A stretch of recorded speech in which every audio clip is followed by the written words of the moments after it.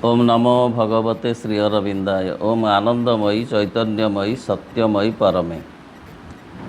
आमे श्री अरविंद विरचित गीता निबंधमाला ग्रंथर विभूति रूपे भगवान शीर्षक विषय संपर्क में आलोचना करुथिले। आज से संपर्क में अधिक किछि आलोचना करिबा। श्री अरविंद एठारे श्रीकृष्णंकर ऐश्वर्यमय अभिव्यक्ति तथा सार्वजनीन अभिव्यक्ति संपर्क में उल्लेख करिसेंती। से कहती ताहेले यही सब सजीव सत्ता विश्वदेवता अतिमानव मानव और अवमानव प्राणी मानक मध्यरे एवं यही सब गुण शक्ति और वस्तु मानक मध्यरे प्रत्येक श्रेणीर जहाँ प्रधान शीर्षस्थानीय और गुणरे सर्वोत्तम ताहा ही भगवानंकर एक विशेष विभूति। विभूति जोग अध्याय रे श्रीकृष्ण जहाँ जहाँ कहिछंती से भितर यही सब अंतर्भुक्त। विश्व देवता सेठरे अछंती। श्रीराम को कथा सेठी कहा जाउछि शस्त्री रूपे दासरथी। श्रीराम को कथा अछि वृष्णि वंशे वासुदेव। देवता मान कथा अछि विश्व देवता। अति मानव मानकर कथा मध्य अछि सूक्ष्म। मानव मानक कथा मध्य ता भितरे अछि मु मनुष्य मानक भितरे राजा। मु नर मानक भितरे मु होछि राजा। पुणी अवमानव प्राणी मानक कथा भी अछि। अश्व कथा अछि। ऐरावत जे हस्ती भितरे ऐरावत। मु उच्चैश्रवा अश्व भितरे। मो सिंह पशु मानक भितरे मृगराज। अर्थ यही समस्त कथा ता भितर एथुरु बुझी होउची जे भगवान समस्त भितरे सबु स्थान रे सबु क्षेत्र रे विराजमान करिछंती।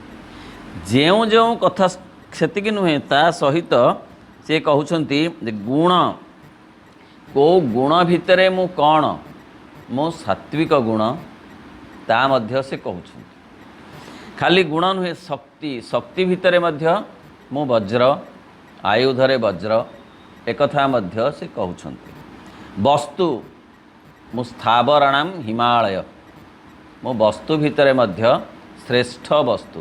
कहिबार अर्थ जे विभूति जोगरे जेते जेते कथा कहा जाइछि देवतांक कथा मानवक कथा अवमानव बोले मानवर तलुकु जो माने अवमानव प्राणी मानक कथा वस्तु कथा गुण कथा शक्ति कथा जहाँ जहाँ कहा जाइछि ता भितर श्रेष्ठ कथाटी मान ना निया जाइछि। नदी मध्यरे गंगा कहीं कावेरी कहले नहीं तो कृष्णा कहले नहीं गंगा। स्थावराणाम हिमालय हिमालय कहले कहीं बरुणी पहाड़ तो कहले नहीं। आउ तो कहीं किसी कहले नहीं कहीं कहले वृष्णिवंशे वासुदेव वृष्णिवंश वासुदेव आउ वसुदेव कथा तो कहीं कहले नहीं बा आउ एक श्रेष्ठ कथा गुड़िक से कहले। तार कारण होची श्रेष्ठ कथा भितरे सबु कथा गुड़िक जाए जहाँ को भारत वर्ष गोटे न्याय अच्छी प्रधान मल्ल न्याय से कथा मु दिने कहूली। प्रधान मल्ल न्याय होची श्रेष्ठ कथा को ग्रहण करिनेले ता भितरे आउ सबु कथा जाक गृहीत होईगला। जदि जड़े खेलाड़ी बा गोटे ग्रुप ऑफ खेला प्लेयर्स जदि जीति गले ताले बुझिबा जे भारत वर्षर सबु खेलाड़ी जीति गले सतरे कण सबु ता भितर से माने अंतर्भूत। कारण से माने होचन ताकर प्रतिनिधि स्थानीय हिमालय स्थावर मानक भितर प्रतिनिधि स्थानीय। तेणु से गंगा नदी मानक भितर प्रतिनिधि स्थानीय। श्रीराम देवता मानक भितर प्रतिनिधि स्थानीय। तेणु यही से मानक से ग्रहण करुँच अर्थ सबु देवता ता भितर अछंती। अर्थ सबु देवतांक भितर श्रीकृष्ण सबु मनीषक भितर सबु अवमानव प्राणी मानक भितर अछंती। भगवान कहले मो आदित्य मानक भितर विष्णु आरंभ हैला तार तालिका। ये तालिका आम जाने रुद्र मानक भितर शिव रुद्रगण भितर शिव होचंदी महारुद्र। अर्थ शिवंक कथा कहला मात्रे के समस्त रुद्र माने ता भितर अंतर्भुक्त हेबे। देवता मानक भितर इंद्र ଯେତେ ଦେବତା ଅଛନ୍ତି ମୁଁ ହେଉଛି ଇନ୍ଦ୍ର, ସେ ଦେବରାଜ। ଇନ୍ଦ୍ର ହେଉଛନ୍ତି ଦେବରାଜ। ଅର୍ଥ ସମସ୍ତ ଦେବତାମାନଙ୍କ କଥା ହିଁ କୁହାଗଲା ଗୋଟିଏ ଶବ୍ଦରେ, ଶବ୍ଦଟି ହେଉଛି ଇନ୍ଦ୍ର। ଦୈତ୍ୟମାନଙ୍କ ଭିତରେ ପ୍ରହ୍ଲାଦ, ପ୍ରହ୍ଲାଦ ଦୈତ୍ୟ କୂଳରେ ଜନ୍ମ, ତେଣୁ ସେ କହୁଛନ୍ତି ମୁଁ ପ୍ରହ୍ଲାଦ, ଅର୍ଥ ମୁଁ ସମସ୍ତ ଦୈତ୍ୟମାନଙ୍କ ଭିତରେ ଅଛି। ପୁରୋହିତମାନଙ୍କ ଭିତରେ ବୃହସ୍ପତି, ସେନାପତିମାନଙ୍କ ଭିତରେ ରଣଦେବତା ସ୍କନ୍ଧ, ମରୁଦ୍ଗଣଙ୍କ ଭିତରେ ମରିଚି, ଯକ୍ଷ ଓ ରକ୍ଷଗଣଙ୍କ ଭିତରେ କୁବେର, ନାଗଗଣଙ୍କ ଭିତରେ ଅନନ୍ତ ନାଗ, ବସୁମାନଙ୍କ ମଧ୍ୟରେ ଅଗ୍ନି, ଏ ସବୁ ହେଉଛନ୍ତି ଶ୍ରେଷ୍ଠ କଥା ଗୁଡ଼ିକ କହୁଛନ୍ତି। ଗନ୍ଧର୍ବମାନଙ୍କ ଭିତରେ ଚିତ୍ରରଥ, ଜନୟିତାମାନଙ୍କ ଭିତରେ ପ୍ରେମର ଦେବତା କନ୍ଦର୍ପ, ଜଳଦେବତାମାନଙ୍କ ଭିତରେ ବରୁଣ, ପିତୃମାନଙ୍କ ଭିତରେ ଅର୍ଜମା, ଦେବର୍ଷିମାନଙ୍କ ଭିତରେ ନାରଦ, ନିୟମ ଓ ବିଧାନ ସ୍ଥାପୟିତାଙ୍କ ଭିତରେ ନିୟମର ଅଧିପତି ଯମ, ବାୟୁଗଣଙ୍କ ଭିତରେ ପବନ ଦେବତା, ପୁଣି ଅନ୍ୟ ଦିଗରେ ମୁଁ ଜ୍ୟୋତି ଓ ଦୀପ୍ତିମାନଙ୍କ ମଧ୍ୟରେ ଜ୍ୟୋତିର୍ମୟ ସୂର୍ଯ୍ୟ, ରାତ୍ରି ନକ୍ଷତ୍ରମାନଙ୍କ ଭିତରେ ଚନ୍ଦ୍ରମା, ସବୁ ତା ଭିତରେ ଅଛି। ସେ ତାଲିକା ଭିତରେ ବିଭୂତି ଯୋଗରେ ସବୁ ତାଲିକା ଅଛି। ତରଙ୍ଗାୟିତ ଜଳଧାର ଭିତରେ ସମୁଦ୍ର, ଶିଖରମାନଙ୍କ ମଧ୍ୟରେ ମେରୁ, ପର୍ବତ ଶ୍ରେଣୀ ଭିତରେ ହିମାଳୟ, ନଦୀମାନଙ୍କ ଭିତରେ ଗଙ୍ଗା, ଅସ୍ତ୍ରମାନଙ୍କ ଭିତରେ ଦିବ୍ୟାସ୍ତ୍ର ବଜ୍ର, ସମସ୍ତ ଲତା ଓ ବୃକ୍ଷମାନଙ୍କ ମଧ୍ୟରେ ମୁଁ ଅଶ୍ୱତ୍ଥ, ଅଶ୍ୱମାନଙ୍କ ମଧ୍ୟରେ ଇନ୍ଦ୍ରଙ୍କର ଉଚ୍ଚୈଃଶ୍ରବା ଅଶ୍ୱ, ହସ୍ତିମାନଙ୍କ ମଧ୍ୟରେ ଐରାବତ, ପକ୍ଷୀମାନଙ୍କ ଭିତରେ ଗରୁଡ଼, ସର୍ପମାନଙ୍କ ଭିତରେ ସର୍ପରାଜ ବାସୁକି, ଧେନୁମାନଙ୍କ ଭିତରେ କାମଧେନୁ, ମତ୍ସ୍ୟମାନଙ୍କ ଭିତରେ ମକର, ବନ୍ୟ ପଶୁମାନଙ୍କ ମଧ୍ୟରେ ସିଂହ। ମୁଁ ହେଉଛି ବର୍ଷର ପ୍ରଥମ ମାସ ମାର୍ଗଶିର। ମାର୍ଗଶିର ହେଉଛି ପ୍ରଥମ ମାସ ବୋଲି ସେତେବେଳେ ଗୃହୀତ ହେଉଥିଲା। କେତେ କେତେ ପରିବର୍ତ୍ତନ କ୍ରମେ କେଉଁ ମାସକୁ କେତେବେଳେ ଗ୍ରହଣ, କେତେବେଳେ ବୈଶାଖକୁ ଗ୍ରହଣ କରାହେଇଛି, କେତେବେଳେ ଆଷାଢ଼କୁ ମଧ୍ୟ ପ୍ରଥମ ମାସ ବୋଲି ଗ୍ରହଣ କରାହେଉଛି, କିନ୍ତୁ ସେତେବେଳେ ବୋଧ ହୁଏ ମାର୍ଗଶିର ମାସକୁ ଗ୍ରହଣ, ମାସାନାଂ ମାର୍ଗଶୀର୍ଷୋହମ୍ ଋତୁନାଂ କୁସୁମାକରଃ, ମୁଁ ଋତୁମାନଙ୍କ ଭିତରେ ବସନ୍ତ ଋତୁ ଆଉ ମାସମାନଙ୍କ ଭିତରେ ମାର୍ଗଶିର ବୋଲିକିରି ଶ୍ରୀକୃଷ୍ଣ କହିଛନ୍ତି ବିଭୂତି ଯୋଗରେ। ତେଣୁ ପ୍ରଥମ ମାସ ମାର୍ଗଶିର ଅର୍ଥ ମୁଁ ସବୁ ମାସ, ଋତୁମାନଙ୍କ ଭିତରେ ମୁଁ ସୁନ୍ଦରତମ ବସନ୍ତ ଋତୁ, ମୁଁ ସବୁ ଋତୁ, କିନ୍ତୁ ସବୁ ଋତୁ ଗୋଟି ଗୋଟି କହିବା ଦରକାର ନାହିଁ। ବସନ୍ତ ଋତୁ କହିଦେଲେ ସବୁ ଋତୁ ଗୁଡ଼ିକ ଆସିଯିବ, କାରଣ ବସନ୍ତ ଋତୁ ହେଉଛି ଋତୁମାନଙ୍କ ଭିତରେ ରାଜା, ଋତୁରାଜ। ଭଗବାନ ଅର୍ଜୁନକୁ କହିଲେ ସଜୀବ ସତ୍ତାମାନଙ୍କ ମଧ୍ୟରେ ମୁଁ ହେଉଛି ଚେତନା, ମୁଁ ହେଉଛି ଚେତନା ସଜୀବ ସତ୍ତାମାନଙ୍କ ଭିତରେ। ଗଛ ବି ଗୋଟେ ସଜୀବ ସତ୍ତା, ପ୍ରାଣୀ ତ ସଜୀବ ସତ୍ତା ସହଜେ, ମନୁଷ୍ୟ ମଧ୍ୟ। ତେଣୁ ସମସ୍ତଙ୍କ ଭିତରେ ଗୋଟେ ଚେତନା ଅଛି, କନସିୟସନେସ୍। ପରିବେଶ ପ୍ରତି ଯେଉଁ ପ୍ରକାର ତାଙ୍କର ନିଜର ଗ୍ରହଣଶୀଳତା ଓ ପ୍ରତିକ୍ରିୟାଶୀଳତା ର ଅନ୍ୟ ନାମ ଆମେ ସାଧାରଣ ଭାବରେ ଚେତନା ବୋଲି କହିପାରିବା। ବହିର୍ଚେତନା, ଅନ୍ତଃଚେତନା ତ ଅନୁଭବର କଥା, କିନ୍ତୁ ବହିର୍ଚେତନା ହେଉଛି ଆମେ ଦେଖିପାରିବା କି ଜାଣିପାରିବା କ'ଣ ନା ଗ୍ରହଣଶୀଳତା। ସଜୀବ ସତ୍ତାମାନଙ୍କର ଗ୍ରହଣଶୀଳତା ଅଛି, ଗଛର ମଧ୍ୟ, ମଣିଷଙ୍କର ତ ଅଛି, ପ୍ରାଣୀମାନଙ୍କର ତ ଅଛି। ଆଉଁସି ଦେଲେ ତ ବାଛୁରୀକି କି ଗାଈକି ଆଉଁସି ଦେଲେ ସିଏ ଆହୁରି ଏମିତି ଟେକି ଦେଉଛି, ତା ସେ କମଳକୁ ଟେକି ଦେଉଛି, ଅର୍ଥ ତା ଭିତରେ ସେ ଅଛି। ଏପରିକି ଗଛପତ୍ର ଭିତରେ ମଧ୍ୟ ଗ୍ରହଣଶୀଳତା ଅଛି। ଗଛକୁ ଆଉଁସି ଦେଲେ, ଗଛକୁ ଆଦର କଲେ ସିଏ ମଧ୍ୟ ତା'ର ପ୍ରତିକ୍ରିୟା ଅନ୍ୟ ଭାବରେ ଦେଖାଏ ବା ତା ଗ୍ରହଣଶୀଳତାକୁ ସେ ଅନୁଭବ କଲା ବୋଲିକିରି ସେ ପ୍ରକଟ କରେ। ବୈଜ୍ଞାନିକମାନେ ଦେଖାଉଛନ୍ତି ଯେ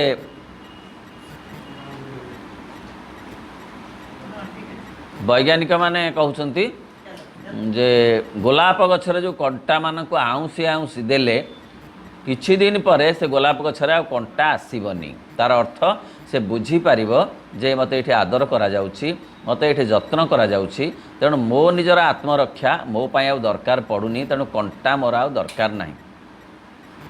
ତାହେଲେ ଏଇଟା କ'ଣ ଚେତନା ଯୋଗୁଁ ହେଲା ନା? ଲାଜକୁଳୀଲତାକୁ ଛୁଇଁ ଦେଲେ ସେ ବନ୍ଦ ହେଇଯାଉଛି। ତା'ର ଗୋଟେ ଚେତନା, ସଜୀବ ସତ୍ତାମାନଙ୍କର ପ୍ରତ୍ୟେକ ସଜୀବ ସତ୍ତାର ଚେତନା ହେଉଛି ମୁଁ, ଯାହାଦ୍ୱାରା ସେମାନେ ନିଜ ସମ୍ପର୍କରେ ଓ ସେମାନଙ୍କ ପରିବେଶ ସମ୍ପର୍କରେ ସଚେତ ହୁଅନ୍ତି। ଚେତନାର କେଡ଼େ ସୁନ୍ଦର ସଂଜ୍ଞା କହିଦେଲେ ଶ୍ରୀ ଅରବିନ୍ଦ। ହେଲେ ଚେତନା କ'ଣ? ପରିବେଶ ସମ୍ପର୍କରେ ସଚେତନ ହେବା ହିଁ ଚେତନା। मु इंद्रिय मानक भितर मन मन हूँ श्रेष्ठ इंद्रिय षष्ठ इंद्रिय। तेणु मु मन अर्थ मु समस्त इंद्रिय। मन द्वारा ही से माने वस्तु मानक संपर्क में ज्ञान लाभ करती। मन द्वारा ही चक्षु देखे, मन द्वारा ही कर्ण शुणे, मन द्वारा ही चर्म स्पर्श ग्रहण करे जानीपारे। मन को बाद करदेले चर्म थिले मध्य से किसी जानीपर ना, चक्षु थिले मध्य से किसी देखिपार ना। तेणु मु हूँ वस्तु मानकर ज्ञान लाभ करने मु हूँ मन।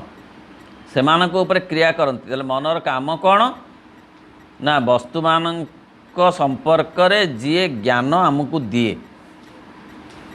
वस्तु सब किछि वस्तु, स्वाद भी गोटे वस्तु, ये जो सुबास बासना भी गोटे वस्तु। पृथ्वी रे जेते कथा अच्छी वायु गोटे वस्तु, जल गोटे वस्तु, बासना गोटे वस्तु, मिठा मिठात्व भी गोटे वस्तु। केवल अवस्तु उपनिषद अनुसार केवल अवस्तु हूँ आत्मा, आउ सबू वस्तु। अवस्तु हूँ केवल आत्मा, आउ सबू कथा हूँ वस्तु। तेणु सबू कथा को अनुभव करिवार सामर्थ्य ए मन द्वारा संभव। मु हेउछि सेमानंकर मन चरित्र शरीर और कर्मर समस्त गुण। केड़े सुंदर भाव श्री अरविंद ताकू बुझेइछन्ति क्लासिफिकेशन करी। कहले आग कहले मु मन, तापर कहले मु चरित्र।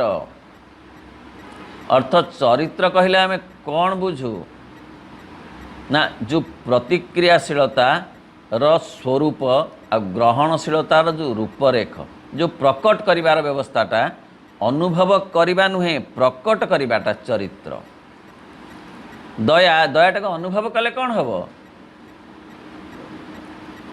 ठीक ना। श्रद्धा मु अनुभव करुच्ची किंतु प्रकट करि पारुनी, ताहले सेटा हेलानी, चरित्र रे गलानी। मो भितरे क्षमाटा मु अनुभव कली किंतु प्रकट कलिनी, ताहले सेटा चरित्रवत्तारे गलानी। चरित्र शरीर और कर्मर समस्त गुण, शरीरर मध्य जहाँ जहाँ गुण अच्छी सबू मध्य सीए, एवं जेते जेते कर्म अच्छी समस्त कर्म व्यक्तिर मध्य तार प्रतिनिधि होउचंती भगवान। मु हेउची कीर्ति, श्री, बाक, स्मृति, मेधा, धृति और क्षमा।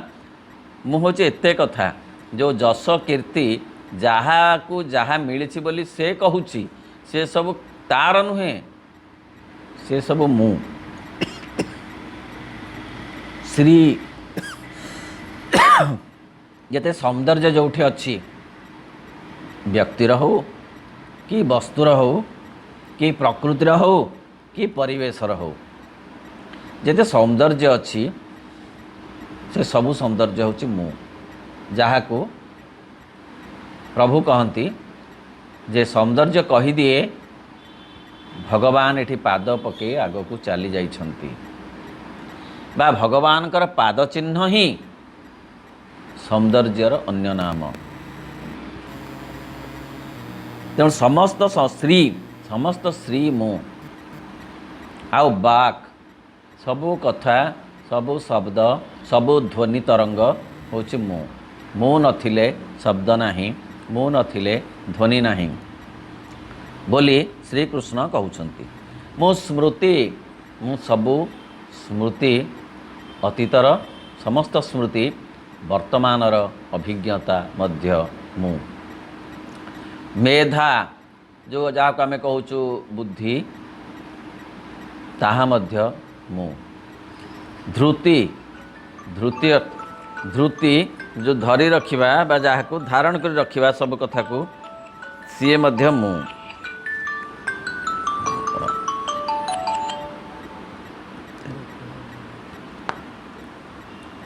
ओ क्षमा मु क्षमा। तेजस्वी मानकर तेज ओ बलवानकर मु होची बल। सबू कथा से कहले मनर कथा कहले शरीरर कथा कहले, प्राणशक्तिर कथा कहले, बलर कथा कहले, कहले जहा जेउठी जहार जेमिति अछि ए विश्वरे ताहा हेउछि मोर विश्वगत रूप। आउ थरे कहूँ जहा जेउठी जेपरी जेमिति अछि जेमिति से सबु किछि होउछि मोर विश्वगत रूप, जहा को आमे विभूति बोली तांकर कहूछु। योद्धा मानक रूप तांकर माने क्षमा मध्य तांकर विश्वगत रूप, हिमालय भी तांकर विश्वगत रूप, गंगा भी तांकर विश्वगत रूप, सुंदर सुंदर फूल बासना भी तांकर विश्वगत रूप, सबू तांकर विश्वगत रूप। तांकर तीनटी रूप अछि, गोटे विश्वातीत रूप, आ गोटे रूप, आ गोटे व्यक्तिगत रूप। व्यक्तिगत रूप ये सब गोटी गोटी आम देखिले, ये सब सामूहिक भाव में देखिले तार हूँ विश्वगत रूप।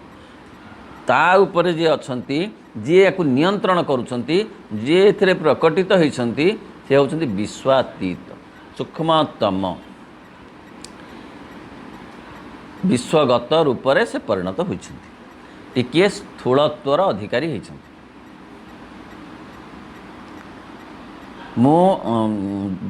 मोर हाँ योद्धा मानक भितर मु राम राम कहले मु अन्य योद्धा मानक मिसेइकरी, वृष्णि वंश कृष्ण, पांडव मानक भितर अर्जुन, दिव्यगान संपन्न ऋषि हेउची मोर विभूति। महान ऋषि मानक भितर मु भृगु, भृगु होचंती सबु ऋषि मानक भितर जड़े प्रतिनिधि स्थानीय, कारण सी ही आविष्कार करथिले भिन्न भिन्न स्तर को जाई चेतना क्षेत्र रे ब्रह्म किए, जहाँ से कहले जे अर्णं ब्रह्म ब्रजानाथ। जेतेबेले तांको पिता कहले तो से पिता को पचारिले वरुण को जे ब्रह्म किए, ब्रह्म कौन ना, ब्रह्म तुम्हें जाई निजे तपस्या करी अनुभव कर। एवं से अनुभव कले प्रथमे आसी कहले मु देखिली अन्नं ब्रह्म ब्रजानाथ, अन्न को अर्थ स्थूल ये जड़, जड़ को मु ब्रह्म बोलिक देखिली, जड़ भितरे मु ब्रह्म को देखिली। से कहले ना आउरी रहीगला, आउरी जाओ आउरी जाओ, आउरी बाकी रहीगला जानिबा को। तापर कहले जे प्राणं ब्रह्म ब्रजानाथ, मु कहले प्राण भितरे से ब्रह्म को देखिले, ता मध्य आसी कहले, कहले ना आउरी जाओ, मन भितर देखि कहले मन को ब्रह्म बोली मु जानिली, कहले आउरी जाओ। तापर विज्ञान को से ब्रह्म बोलिक जानले, विज्ञान साइंस नुहे ता उपर स्तर, तापर से जानले जे आनंद सबुठू जानले, आनंद ही ब्रह्म, ब्रह्म ही आनंद। मो कहवा कथा भृगु स्तर पर स्तर अतिक्रम करी चेतना रे ब्रह्म को परिपूर्ण भाव में उपलब्धि करथिले, तेणु भृगुंक नाम विभूति जोगरे कुहा जाइछि। मो हेउछि भृगु, महान द्रष्टा अनुप्राणित कवि, जे भावर आलोक और शब्दर ध्वनि द्वारा सत्य को देखती और प्रकट करती, से होउछन मानव देहर ज्योतिर्मय मोर प्रकाश। द्रष्टा मानक भितर मो उसना, महान मुनि भावुक और दार्शनिक होउछन मनुष्य मानक मध्य मोर शक्ति, मोर विशाल प्रज्ञा, मुनि मानक मध्य मो व्यास। गले मु कवि, मो मुनि, मु ऋषि, मु योद्धा, मु स्थूल, मु सूक्ष्म, मु गुण, मु चरित्र, मु सबु किछि। किंतु प्रकाश मध्य जेते वैचित्र तारतम्य थिले मध्य समस्त सत्ता हेउछंती निज निजर रीति और प्रकृति रे भगवानंकर ही शक्ति। मो व्यतीत पृथ्वी रे स्थावर जंगम सजीव निर्जीव किछि रही पारिबे नाही। सतेना यही कथाटा को अनुभव करने को आमे आसीचु, किंतु केते जन्म बीती गलानी आमे जानिनु। यही जन्म मध्य बीती गले मध्य ताहा जानी माने ए जो जोथि पई आसीचु से विषयटा आमे करि पारिबु कि नाही संदेह। कौन पई आसीचु, बड़ लोक हबु, धन अर्जन करू, एगुड़ाक तो आउ गोटे कथा, एगुड़ाक भूल नुहे, किंतु एटा सर्वशेष कथा, सर्वश्रेष्ठ कथा नुहे। याठा गोटे बड़ कथाटे अच्छी, एगुड़ा सब हूँ उपलक्ष्य।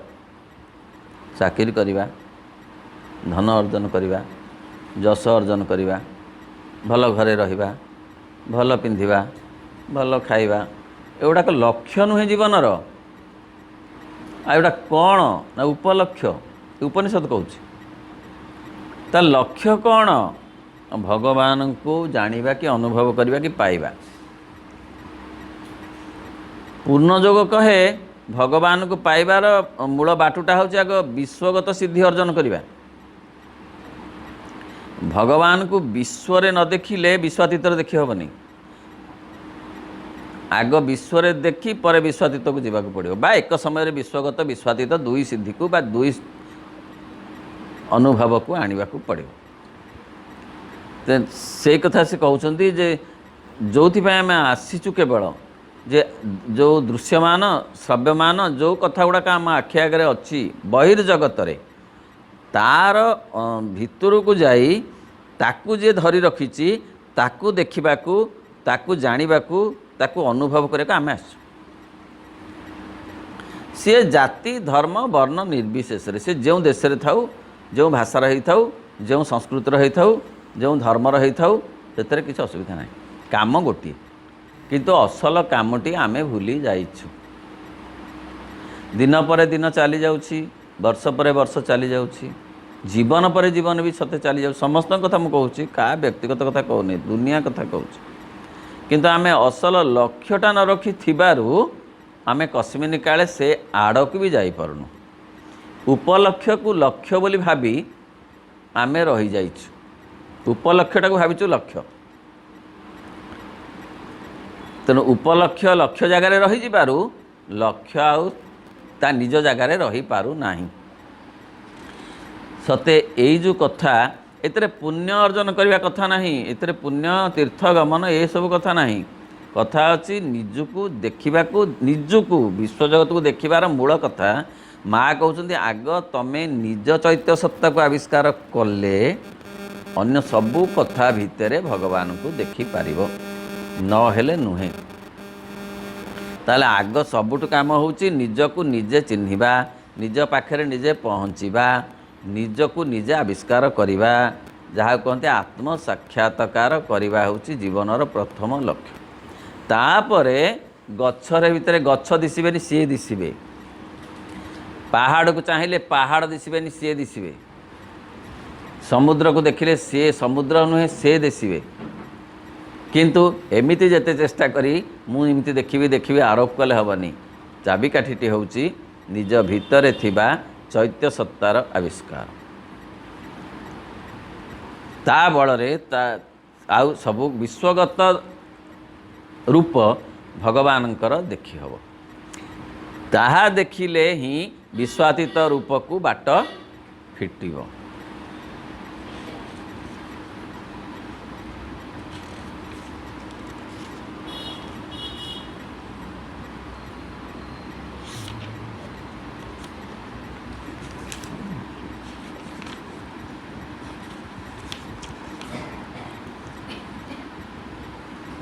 मु हेउची सर्वभूतर दिव्य बीज से गीता ग्रंथ रे अछि।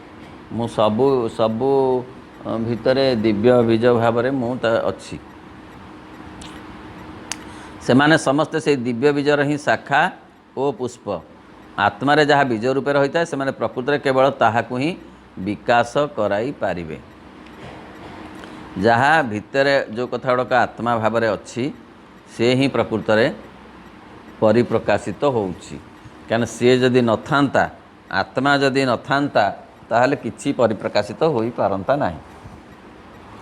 गछर भी गोटे आत्मा अच्छी, गछर आत्मा ताकू परिप्रकाश कराउछि। नदीर गोटे आत्मा अच्छी, नदीर आत्मा नदी को प्रवाहमान कराउछि। झरणार गोटे आत्मा अच्छी सी ताकू झरउछि।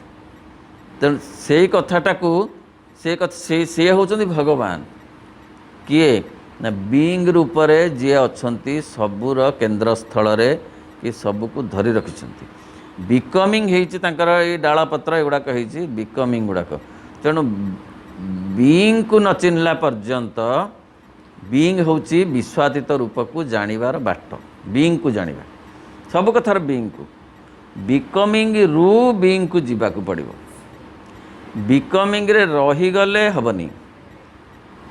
आमे कौन करूचु जन्म पर जन्म बिकमिंग रे रही जाउछु। बिकमिंग रे माने यही स्थूल जगत रे देखिकरी चाखिकरी शुणिकरी यही मानक संगे बहिर जगत सहित कारबार करी जीवन बीती जाउची।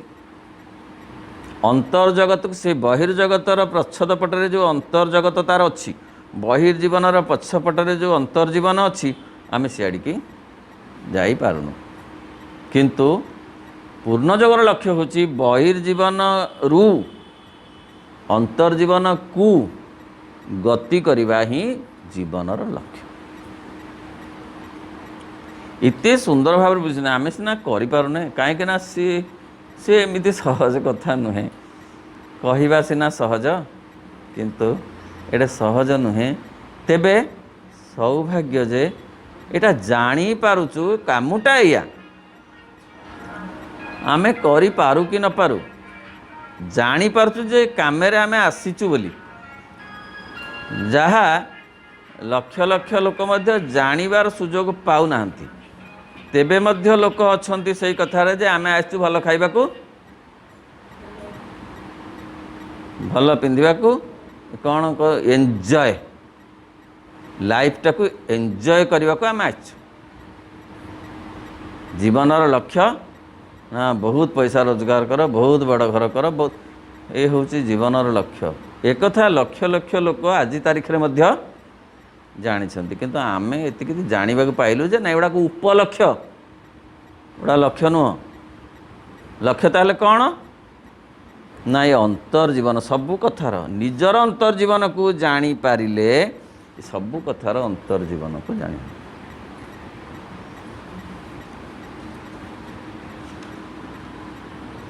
आत्मा रे जहाँ बीज रूप होता है से सबू भीतर गोटे आत्मा रूप मंजी भाव सी अच्छा से मंजी कथाटा को देखा जानिबा शुणा बुझा को आम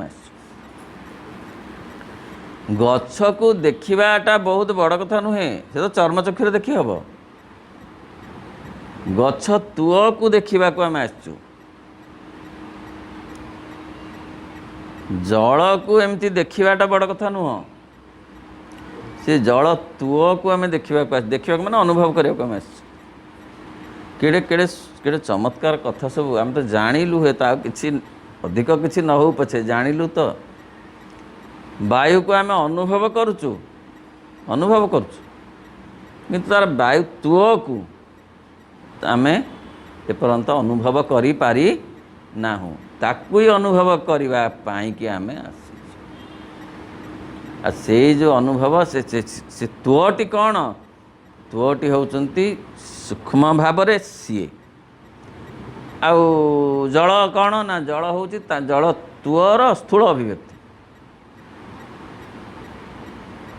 जल तुअ को चिन्हिले जाई जल को आम जानिलु बोली पूर्ण भाव में कही हम। जे पर्यंत जल तुअ को जानिनु ताल जल को एमिति जल को हाथ धोइबा पानी पीवा ये जल को जानिबा ठीक भाव में नुहे। दिव्य विभूति सबुर कौन सी गणना बा सीमा ना कहले तो कौन सी गणी हेबनी कि ये विभूति केते भगवान को जगह केते ना पशुपक्षी गणी हेब ना तांकर क्लासिफिकेशन करिवो तांकर स्पेसीज को केते आम कौन जानी सब केते पशुपक्षी अच्छा आम कौन जानी जेड़े बड़ वैज्ञानिक हेले मध्य अपन सब कथा कहि परिबे नहीं एति केते गछ ए पृथ्वी रे अछि। मु तो आश्चर्य हुए जे ए गछ माने एते आमर एठी गोटे प्रकार गछ अन्य जिते टीवी रे जिते देखा गछ गुड़ाक देखे सत्य मु देखा ये गछटाक आमर एठी नहीं तो एका सूर्य केते गछ कोठी केते प्रकार स्पेसीज अच्छी सते फ्लोरा एंड फनार केते केते भेराइटीज अच्छी सबू भितर भगवान अछंती केते प्रकार अच्छी एमती फूल अच्छी पुणी तार विषाक्त बासना अच्छी से फूल पाखक गले मनीष तार प्राण चलीज एमती फूल अच्छी पृथ्वी रे तेणु कि कथा केमिति केमिति केमिति तो मैंने कौन तार गणना नहीं कि सीमा नहीं भगवानंकर विश्वगत अभिव्यक्तिर गणना नहीं जेड़े बड़ वैज्ञानिक उद्भिदविद हेले मध्य से कहीपरि केते प्रकार गछ पृथ्वी रे जेड़े बड़ प्राणी विज्ञानविद हेले मध्य से कहीपरि केते प्रकार पशुपक्षी बा जीव पृथ्वी रे अछन से कहीपर ना ताले तो गणी पारिबनी जहाँ कवि कहते के गणी पारिब आकाश तारा के गणी पारिब बरसा धारा तेणु आकाशर तारा कहीं गणी पारिबेनी कि वर्षा पानी केते केते पड़िला वर्षा धारा कहीं गणी पारिबे नहीं ठीक सेमती भगवान केते रूप अच्छी केते रूप अच्छी केते रूप अच्छी झिटी भी गोटे रूप मशा भी गोटे रूप साप भी गोटे रूप ओह भाविले भाभी हेनी आ तक अनुभव करवा केते दूर कथा भाविले भी भाभी हेनी सब भगवान रूप यहाँ आम भावुचु कि से देखी हम केतेबेले जो निज चैत्य सत्ता को आविष्कार करहब सेतेबेले ये समस्ते दिशे भगवान भगवतमय हो चतुर्दिक आ सी नहला पर्यंत विश्वातीत सिद्धि हबनी पूर्ण जोग सेतेबेल पर्यंत आसबनी ठीक भाव में पूर्णता प्राप्त हबनी चैत्य सत्तार आविष्कार न हेले रूपांतर हबनी अतिमानस शक्ति कार्य करिब चैत्य सत्तार आविष्कार माध्यम रे चैत्य सत्तार आविष्कार हेले अतिमानस शक्ति क्रियाशील हब वर्तमान तार आभास मिलूची किंतु अतिमानव हो पारना कहीं चैत्य सत्तार आविष्कार हेनी मोटे मझी समय कहार मध्य चैत्य सत्तार आविष्कार हेनी हेले अतिमानस शक्ति जी की क्रिया करने को क्रियाशील होकर सूक्ष्म भाव में अच्छी से स्थूल क्रियाशील हम मुझा कहली ताहा केवल संक्षिप्त वर्णना छड़ा अन्य किछि नुह श्रीकृष्ण कहते मुझे जिते कथा कहली सब मोर अल्प कथा मु कहली किंतु मोर भितर यह सहित बहुत कथा अच्छी एवं मु केवल केतोटी प्रधान प्रधान संकेत उपर ही आलोकपात करिछि एवं दृढ़ भाव में असंख्य सत्यर द्वार खोली देइछि असंख्य सत्यर द्वार मु खोली सत्य माने सत कथा नुह एक्जिस्टेंस जे मु एते रूप रे अछि ए जगत हेय नुहे ए जगत को अवमानना करिवार नुहे पलायन विजय गौरव आणे नाही ए जगत रु पलायन आदौ युक्तियुक्त नुहे कारण मु तो ये अच्छी मत छाड़ी जीवा अर्थ जगत को छाड़ी जीवा अर्थ मत छाड़ी जीवा जगत को अवमानना करने अर्थ मत अवमानना करवा केड़े केड़े चमत्कार कथा सते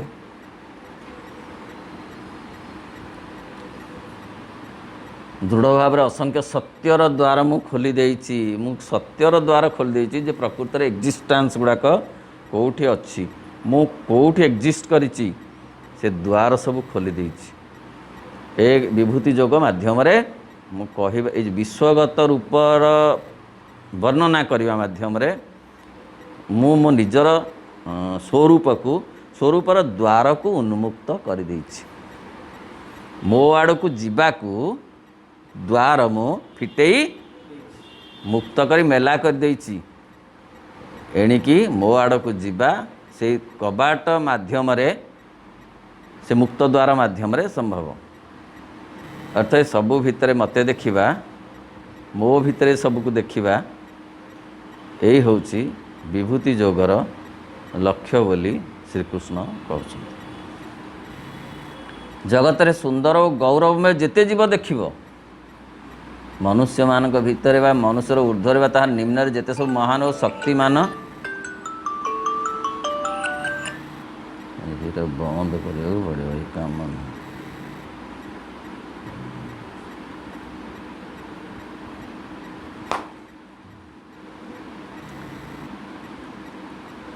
ଜଗତରେ ସୁନ୍ଦର ଓ ଗୌରବମୟ ଯେତେ ଜୀବ ଦେଖିବ,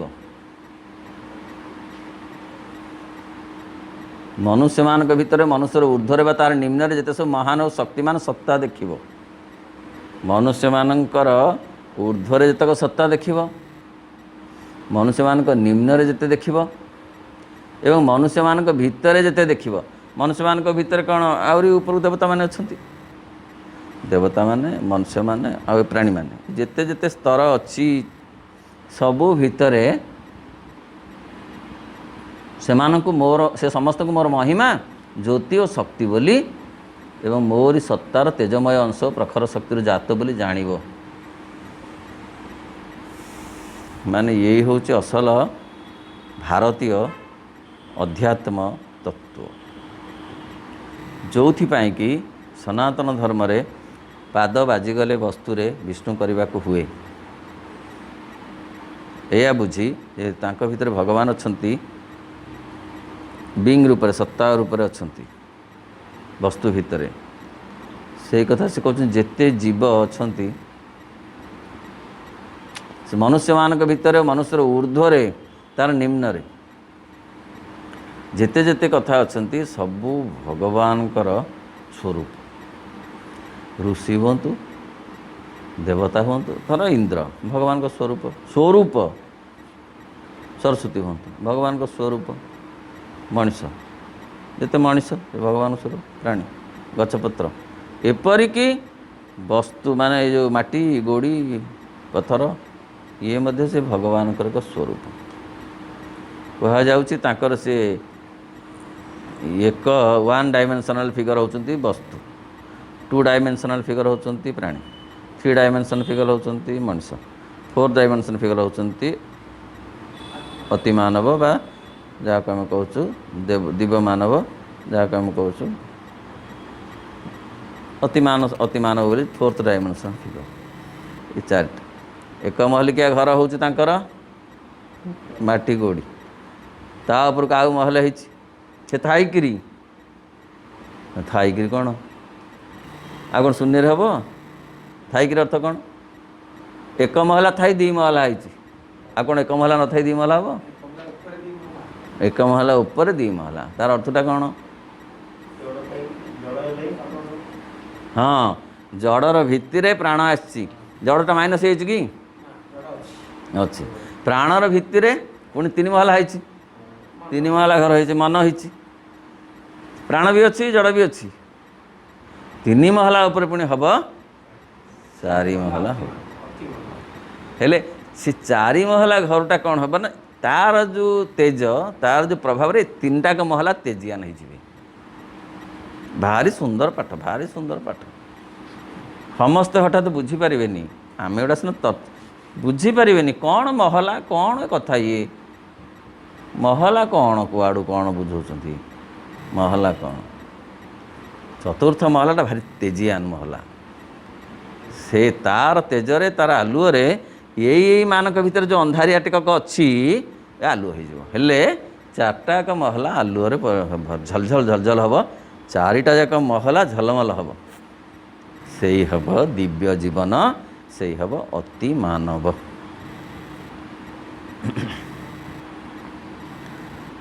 ମୋରି ସତ୍ତାର ତେଜମୟ ଅଂଶ ପ୍ରଖର ଶକ୍ତିରୁ ଜାତ ବୋଲି ଜାଣିବ। କିନ୍ତୁ ଏଇ ଜ୍ଞାନରେ ଏତେ ଟିକିନିଖି ଜାଣିବାର ଆବଶ୍ୟକତା କ'ଣ? କହିଲେ ଏତେ ଯେଉଁ କଥା ସବୁ ଜାଣିବାର କ'ଣ ଦରକାର? କ'ଣ ନା ଦରକାର ହେଉଛି ଏହା ଜାଣି ରଖ ଯେ ମୁଁ ଏଇ ଜଗତରେ ଏବଂ ସର୍ବତ୍ର ବିରାଜମାନ। କହିଲେ ମୁଁ ଅଛି, ମୋତେ ଛାଡ଼ି କୁଆଡ଼େ ଯିବ? କୁଆଡ଼େ ଯିବା ଦରକାର ନାହିଁ, ବରଂ ମୋତେ ଖୋଜ। କାହିଁକି ଖୋଜିବୁ? ତମେ ଆସି ସେମିତି ଦେଖା ଦେଉନ ନା, ମଜା ହେବନି ଲୀଳା। Hide and Sikh. ମୁଁ ଲୁଚକାଳି ଖେଳୁଛି ତମ ସାଙ୍ଗରେ, ତମେ ମୋତେ ଚାହିଁଲା ବେଳକୁ ମୁଁ ଲୁଚି ଯାଉଛି, ମୋତେ ତମେ ଖୋଜ, ତମେ ଖୋଜିବାକୁ ଆସିଛ ମୋତେ। ଆମେ ଆସିଛୁ ଭଗବାନଙ୍କୁ ଖୋଜିବାକୁ। ନା ଭଗବାନଙ୍କୁ ବୋଲି କ'ଣ ବୁଲି ବୁଲି ଖୋଜିବୁ? ନାହିଁ, ନିଜକୁ ଖୋଜିବାକୁ, କାରଣ ନିଜେ ହିଁ ଭଗବାନ। ନିଜକୁ ଖୋଜି ପାଇବା ଅର୍ଥ ଭଗବାନଙ୍କୁ ଖୋଜି ପାଇବା। କେଡ଼େ ଚମତ୍କାର କଥା। ତେଣୁ ସେ କହୁଛନ୍ତି କୁଆଡ଼େ ତୁମେ ଆଉ ବୁଲିବା କଥା ସେ କହୁନାହାନ୍ତି। କେଉଁ ତୀର୍ଥ କେଉଁ କ'ଣ ଯଜ୍ଞ ଦାନ ହେଲେ କିଛି କରିବାକୁ ନାହିଁ। ତୁମେ କିଛି କରିବା ସେଗୁଡ଼ାକ କଥା ନାହିଁ। ତୁମେ ଖୋଜ ନିଜକୁ ଭିତରକୁ ଭିତରକୁ ଭିତରକୁ ଯାଅ। ମା' କହୁଛନ୍ତି ଆହୁରି ଭିତରକୁ ଆହୁରି ଭିତରକୁ ଆହୁରି ଭିତରକୁ ଗଭୀରତମ ଗଭୀରତାକୁ ଯାଅ। ଦେଖିବ ମୁଁ ସେଇଠି ଅଛି। ଦେଖିବ ସେଇଠାରେ ତୁମ ଚୈତ୍ୟ ସତ୍ତାକୁ ତୁମେ ଆବିଷ୍କାର କରିବ। ଏ ଟିକିଏ ନାକୁ ଭିତରକୁ ଗଲାବେଳକୁ ଅହଙ୍କାର ରୋକିଦେବ, ଟାଣିଦେବ, ଟାଣିକି ନେଇ ଆସିବ। ହେଲେ ସେ କହୁଛନ୍ତି ଏମିତି ପ୍ରାକ୍ଟିସ୍ କରି କରି କରି କରି ଶ୍ରୀ ଅରବିନ୍ଦ କହିଲେ କ'ଣ? ଜଣେ କହିଲେ କେମିତି? ନା ପ୍ରାକ୍ଟିସ୍ ପ୍ରାକ୍ଟିସ୍ ପ୍ରାକ୍ଟିସ୍, ଅଭ୍ୟାସ ଅଭ୍ୟାସ ଅଭ୍ୟାସ। ଅଭ୍ୟାସ ମାନେ ଭିତରକୁ ଯିବାର ଅଭ୍ୟାସ, ଭିତରକୁ ଯିବାର। ଟିକିଏ ଟିକିଏ ଭିତରକୁ ଗଲାବେଳେ ସେଟା ପୁଣି ଯିବ ପୁଣି ଯିବ ପୁଣି ପୁଣି ଏମିତି ହେଇକି ଦିନେ ମା' କହୁଛନ୍ତି ଦିନେ ହଠାତ୍ ଗୋଟେ ଦ୍ୱାର ଖୋଲିଯିବ। ଦିନେ ମାନେ କେତେ ଜନ୍ମ ହଉ କି କେତେ ବର୍ଷ ହଉ କିଏ ଜାଣେ କାହା ପାଇଁ କ'ଣ, କିନ୍ତୁ ଦିନେ ହଠାତ୍ ଗୋଟେ ଦ୍ୱାର ଖୋଲିଯିବ। ଅର୍ଥ ଚୈତ୍ୟ ସତ୍ତା ସହିତ ସାକ୍ଷାତ ହୋଇଯିବ। ସେଇଟା ହିଁ ଅସଲ ସେଇଠୁ ଆରମ୍ଭ ହେବ ପାଠଟା। ଏପର୍ଯ୍ୟନ୍ତ କିଛି ଏଇଗୁଡ଼ା ଖାଲି ପ୍ରସ୍ତୁତି। ସେ ପାଠ ହେଇନି ଯେଉଁ ଖାଲି ଯେଉଁ ଗୋଲ ବୁଲା ହେଉଛି ବ୍ରହ୍ମା ବିଷ୍ଣୁ ମହେଶ୍ୱର ଖାଲି ଗୋଲ ବୁଲା ହେଇ ହେଇ ଜୀବନ ସାରା ପ୍ରତି ଜନ୍ମରେ ଖାଲି ଗୋଲ ବୁଲି ବୁଲିକିରି ଯାଉଛି। ଆଉ ଅ ପଢ଼ା ହେଇନି। ପଢ଼ା ହେବ ଯାଇକିରି ଚୈତ୍ୟସ୍ଥ ଆବିଷ୍କାର କଲେ। ତାପରେ ପାଠ ପୁଣି ଅଛି କେତେ କ'ଣ, କେତେ ପୁରାଣ ପଢ଼ା ହେବ, କେତେ କ'ଣ ପଢ଼ା ହେବ, କେତେ କାବ୍ୟ ପଢ଼ା ହେବ, କେତେ ନାଟକ ନାନା କଥା ପଢ଼ା ହେବ। ତଥାପି ନାଇଁ ନାଇଁ ପଛକୁ କାହିଁକି ଏଇ ହଁ ନାଇଁ ନାଇଁ ନାଇଁ ଆଉ ହେବନି। ସେଇଟା ପୁରା ତେଜିଆନ ହେଇଯିବ। ଆଲୁଅ ହଇତ ଅନ୍ଧାର ନାହିଁ। ଏଇଲେ କ'ଣ କି ଅନ୍ଧାର ଆଲୁଅର ଖେଳ ଅଛି ତ। ବେଳେ ଅନ୍ଧାର ଭିଡ଼ି ଦେଉଛି, ବେଳେ ଆଲୁଅ ଟିକେ ଟାଣି ନେଉଛି, ବେଳେ ଅନ୍ଧାର ଭିଡ଼ି ଦେଉଛି, ବେଳେ ଆଲୁଅ ଟାଣି ନେଉଛି। ତାହେଲେ ଅନ୍ଧାର ଯେତେବେଳେ ଭିଡ଼ି ଦେଉଛି ମଣିଷ କଚଡ଼େ ଖାଉଛି, ଆଲୁଅ ଯେତେବେଳେ ଟାଣି ନେଉଛି ମଣିଷ ଟିକେ ଫ୍ରେଶ୍ ହେଉଛି। ବୁଝି ହେଉଛି ନା? ସେଇଠି ଆଉ ସେ କଥା ନଥିବ। ଅନ୍ଧାର ତ ନାହିଁ, ଭିଡ଼ିବ କିଏ? ଖାଲି ଆଲୁଅ। ତେଣୁ ସିଏ ଆଉ ଏକ ସ୍ଥିତି, ସ୍ୱତନ୍ତ୍ର ସ୍ଥିତି ଆସିବ ଯାହା କେବଳ ଅତିମାନସ ଦ୍ୱାରା ସମ୍ଭବ ହେବ। ସେ କହିଲେ କାହିଁକି ଏତେ କଥା? ତାହେଲେ ଜାଣିବାର କ'ଣ ଦରକାର? ମୁଁ ସବୁଆଡ଼େ ଅଛି, ମୁଁ ହିଁ ସବୁ, ଏଗୁଡ଼ା ଜାଣିବା କ'ଣ ଦରକାର? ନା ଜାଣିବା ଦରକାର ଏଇଥିପାଇଁ ଯେ ମୁଁ ସବୁଠି ବିରାଜମାନ, ମୋତେ ଖୋଜିବାକୁ ତମେ ଆସିଛ। ଏହା ତୁମର ମୂଳ କାମ। ମୁଁ ସମସ୍ତଙ୍କ ଭିତରେ ରହିଛି, ସମସ୍ତଙ୍କର ଉପାଦାନ ହେଉଛି ମୁଁ। ମୋ ବ୍ୟତୀତ ଆଉ କିଛି ବି ନାହିଁ, ମୋତେ ଛାଡ଼ି ଆଉ କିଛି ନାହିଁ, ମୋତେ ଛାଡ଼ି ଆଉ କିଛି ନାହିଁ। ଓହୋ, ଏଇ ପାରିପାର୍ଶ୍ୱିକ ପରିସ୍ଥିତି ଏଭଳି ହେଇଛି ଯେ ଏଇ କଥାକୁ ଧରି ରଖିବା, କାମରେ ତ ପରିଣତ କରିବା ଦୂର କଥା, ଧରି ରଖିବା ମଧ୍ୟ ସମ୍ଭବ ହେଉନାହିଁ। କିନ୍ତୁ ଏହା ମଧ୍ୟ ଏକ ଚିହ୍ନ ଭଗବତ ଶକ୍ତିର କ୍ରିୟାଶୀଳତାର। ଯେତେ ଯେତେ ଘଟଣା ସବୁ ଘଟୁଛି, ଘଟଣା ନୁହେଁ ଦୁର୍ଘଟଣା, ଅଘଟଣା, ସେ ସବୁ ହେଉଛି ଭଲ ଘଟଣା ଘଟିବାର ପୂର୍ବାଭାସ ବୋଲିକିରି ପ୍ରଭୁ କହୁଛନ୍ତି। କେବେ ଭଲ ଘଟଣା ଘଟିବ ସେଇଟା ଅଲଗା କଥା, କିନ୍ତୁ ସେ କହୁଛନ୍ତି ତାହା ହେଉଛି ପୂର୍ବାଭାସ। ରାତି ଅନ୍ଧାର ବଢ଼ିଗଲେ ସକାଳର ସୂର୍ଯ୍ୟୋଦୟ ପାଖେଇ ଆସିବ। କିନ୍ତୁ ଚିହ୍ନ ହେଉଛି, ଅନ୍ଧାର ବଢ଼ିବା ହେଉଛି ଗୋଟେ ଚିହ୍ନ ସୂର୍ଯ୍ୟୋଦୟ ଆସିବ ବୋଲି। ଇଏ ଅଘଟଣ ସବୁ ହେଉଛି ଏକ ଏକ ଚିହ୍ନ ଅସଲ ଘଟଣା କେତେ ସମୟ ପରେ ଘଟିବ ଆମେ ଜାଣିନୁ। କିନ୍ତୁ ଏହା ତାହାର ଗୋଟେ ବୈଜ୍ଞାନିକ କାରଣ ହେଉନାହିଁ କି? ଅନ୍ଧାର ଘନୀଭୂତ ହେଲା ଅର୍ଥ ସୂର୍ଯ୍ୟୋଦୟ ଆସିବ ବୋଲି ଅନ୍ଧାର ଘନୀଭୂତ ହେଲା। ତେଣୁ ଭଲ ଘଟଣା ଆସିବ ବୋଲି ଅଘଟଣ ଘଟୁଛି। ତାହେଲେ ବର୍ତ୍ତମାନ ଅଘଟଣ ଘଟିବା ବେଳେ ଆମେ ଅଛୁ। ଅଘଟଣ ଘଟିବା କହିଦେଉଛି ଯେ ଭଲ ଘଟଣା ଆସୁଛି। ସେମିତି କହୁଛନ୍ତି ମୁଁ ସବୁଠି ବିରାଜମାନ, ମୁଁ ମନ୍ଦରେ ବି ଅଛି, ଭଲରେ ବି ଅଛି, ଘଟଣାରେ ବି ଅଛି। କାହିଁକିନା ଅଘଟଣ ନ ଆସିଲେ ଘଟଣା ହେବନି। ପ୍ରବୃତ୍ତିରୁ ନିବୃତ୍ତି ଆଡ଼କୁ ଯିବାକୁ ହୁଏ, ଅବିଦ୍ୟାରୁ ବିଦ୍ୟା ଆଡ଼କୁ ଯିବାକୁ ହୁଏ। ପ୍ରଭୁ କହୁଛନ୍ତି ଅଜ୍ଞାନତାରୁ ଜ୍ଞାନ ଆଡ଼କୁ ବାଟ ପଡ଼ିଛି, ଜ୍ଞାନରୁ ଜ୍ଞାନ ଆଡ଼କୁ ବାଟ ପଡ଼ିନି। जोपाई कि उपनिषद ऋषि कहले असतोमा सद्गम, तमसोमा ज्योतिर्गमय कहले कि ज्योतिर्मय ज्योतिर्गमय, तामाने तमसारू बाट पड़ी ज्योति आड़क, तेणु अघटणरू बाट पड़ी घटना आड़क। केड़े केड़े कथा, केड़े केड़े केड़े युक्तियुक्त कथा। तेणु अघटन गुड़ाक बर्तमान घटी जाउची, अर्थ बाटटा सियाड़ी की फिटी फिटी जाउची, घटना आड़क भल घटना आड़क बाट फिटी जाउची। मते छाड़ी आउ किछि नाही, मु ए समग्र विश्व को धारण करी रही, मोर असीम शक्तिर सामान्य गोटे मात्रा द्वारा। कहले मु सबू धरी रखी, मु जदि न रही सब भांगी पड़ो। आम जीवन को विश्व जीवन को धरी रखी, से न रहिले, से धरी न रखिले गछ रहिबनी।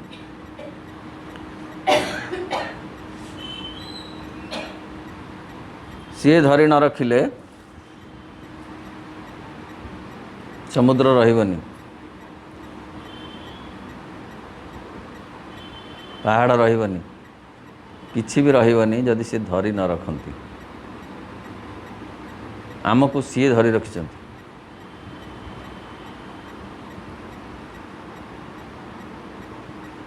मोर असीम शक्तिर सामान्य टिके मात्रा द्वारा, मोर अगाध आत्मसत्तार क्षुद्राति क्षुद्र एक कणा द्वारा, टिके ना को जोटा कि गीतार श्लोक शेष श्लोक रे कहउछन्ति अर्जुन को जे आउ अधिक कथा कौन कहबी, मु सामान्य अंशरे ए सबु किछि को धरी रखिछि। एई समग्र जगत होउछ एक शाश्वत ओ अपरिमेय। समग्र जगत होउछ शाश्वत जगत, मिथ्यार जगत नुह, सत्यर जगत, रिलेटिव ट्रुथर जगत। एब्सोल्यूट ट्रुथ रे ताहा परिणत हब। तेणु ए जगत मिथ्या नुहे कि मरीचिका नुहे, शाश्वत। समस्त जगत होउचंती एई शाश्वत ओ अपरिमेय। अपरिमेय माने अपर्याप्त, माने ताकू जाकू कौन सी खापर पकई हेबनी, छांचरे पकई हेबनी, मापी हेबनी, कौन सी मानदंड नाही मापिबाकू। अमाप, अमाप एवं शाश्वत चिरंतन, मिथ्या नुहे। मु अच्छी अहमअस्मीर स्फुलिंग इंगित और स्फुरण मात्र। कहीं शाश्वत मु अच्छी, मु शाश्वत, मु जोठी अच्छी शाश्वत। मु हूँ अमाप, मत मापी हेबनी, हेले मो स्थिति की मापी हेबनी। मो स्थिति विश्व जगत रे अच्छी, तेणु विश्व जगत को मापी हेबनी, मते मापी हेबनी। मु जो विश्व जगत रे अच्छी ताकू भी मापी हेबनी। मु अच्छी अहम अस्मि स्फुलिंग, ये सब होची मोर अहं अस्मि, मु अच्छी तार स्फुलिंग प्रमाण। तेणु सबू किछि मु सुंदर और असुंदर निर्विशेष रे। तम मनीष मानक पई हुए तो जहाँ असुंदर अशुभ ताहा मो पई अशुभ नुहे कि असुंदर नुहे। मनीष मानक पई संभाळवाटा बड़ा असुंदर, किंतु भगवान पई से असुंदर नुहे। भगवान ताकू भी बहुत आदर करती, नले से रहंता किपरि। प्रजापतिटा आम आखिरे सुंदर, किंतु यही पोक जे नर्क जो नलारे जो पोक गुड़ाक आम आखिर बड़ा सुंदर, किंतु भगवान पई से बड़ा सुंदर। भगवान पई केही असुंदर नुहंती, केही अशुभंकर नुहंती, समस्ते शुभंकर। यह ही अति अति गभीर कथा, जहाँ को आम हुए तो शुणी पारुचे सीना, कामेरे लगेवा एडे सहज नुहे। समस्त भितर तांकु देखिबा पाई ही आमे आसीचु। आ सेते दिन पर्यंत आसुथिबु चक्रवत जेते दिन पर्यंत तांकु आमे न देखिछु देखिबु किपरि खोजिले पाइबु केमती खोजिले पाइबु खोजिबा ही जोग जोग आउ किछु नुहे जोग गोटे माध्यम जोगर काम कौन खोजेइब आउ थरे कहूँ जोगर कामटा कौन जोगी करवा काम नुह प्रणाम पाइबा काम नुह खोजेइब जी आमको जी कह जोग शब्द शुणा दरकार नहीं से खोजा तो आरंभ करनी खोजिले केते मिलियो से अलग कथा सीढ़ीर प्रथम पाहाचरे पाद देले केते लंबा सीढ़ी केते बाट केते पारिबु आमे से आ गोटे कथा किंतु जोग होची खोजेइब काहाकू भगवान को भगवान किए ना निजे निजे निजको खोजिबा जो माध्यम रे मनुष्य निजे निजको खोजे ता ना जोग आउ थरे कहूची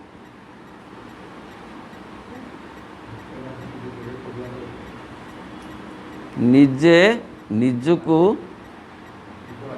कौन कहली मन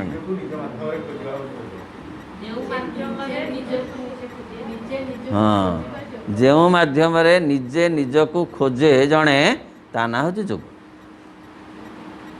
जोग आउ किछि नुह जोग जमारू से सब एमती जोगी होगापाई बाज होगापाई ये जोग निजे निजको केमिति खोजिब तार पुणी व्यक्तिगत मार्ग समस्ते जे सी एमती चक्का पकई बस मु बुझ सेमती माने नहीं समस्ते जे निरामिष खाई खोजुंट निजको सी खोजुंट मु खोजी माने नहीं ता माने समस्त आइष खाई मुझे कथा कहूनी मो माने नहीं निजर पंथा निजे काढ़ा पड़ो निजर बाट निजे तैयारी करने को पड़ो कौन पाई निजको खोजापी जो बाटर निजे निजको खोजे ता ना हूँ तापाई जोग से पूर्ण जोगरे कौन सी गोटे निर्दिष्ट समय कि धारा नहीं माँ कहले जिते बड़े तुमको समय से ध्यान करो कि नहीं यही समय घंटा बाजिब ध्यान एमती नहीं कले भल जदि न हो पारा एमती व्यस्त होकरी विव्रत हो पड़ार कौन सी आवश्यकता नहीं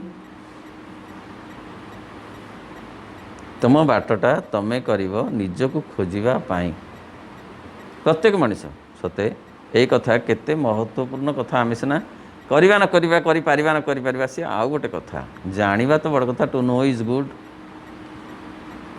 परिष्कार तो गोटे कथा है मु मते खोजा को आसी पाइबा को आसी तापर मु सब पाइबी सब पाइबी तापर सब पाइबी ना भगवान पाइबी मते आग पाइले मु सब पाइबी मते पाइबी केमिति खोजिले मते मु खोजा को आसी मते मु खोजा को आसी